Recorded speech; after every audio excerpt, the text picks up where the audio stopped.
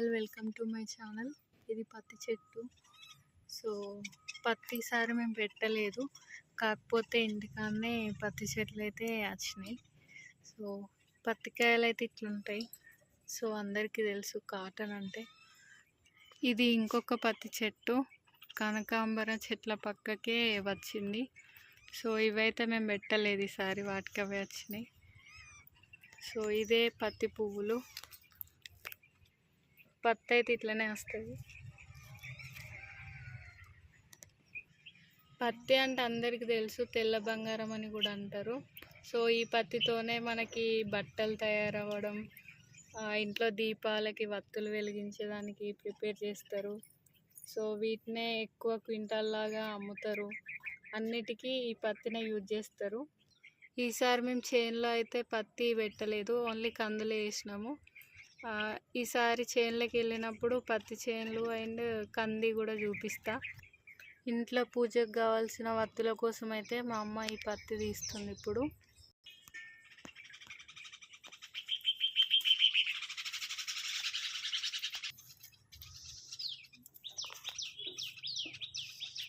Every year అయితే పత్తి పెడతాం, కానీ ఈసారి పత్తి పెట్టకుండా ఎప్పుడు పత్తి వ్యవసాయం చేస్తున్నామని ఈసారి కందులు అయితే పెట్టడం జరిగింది. సో ఈ పత్తి మాత్రమే సరిపోదు ఇంట్లో వత్తులకి, కాకపోతే ఇది ఫస్ట్ టైం ఇంటి దగ్గరనే వచ్చింది కదా అని తీస్తున్నాము. ఈ దూదినైతే విప్పి ఎండలో ఎండబెట్టాలి ఒక 1 అవర్ పాటు. దాని తర్వాత సీడ్స్ తీసేసి వత్తులు చేసుకోవడమే. ఇప్పుడు ఇందులో ఉన్న సీడ్స్ని అయితే తీసి చూపిస్తాం. మనం ఇట్లా తీసిన కొద్దీ సీడ్స్ అయితే వస్తాయి. సో సీడ్స్ అయితే ఇట్లుంటాయి. వత్తు అయితే చేస్తుంది.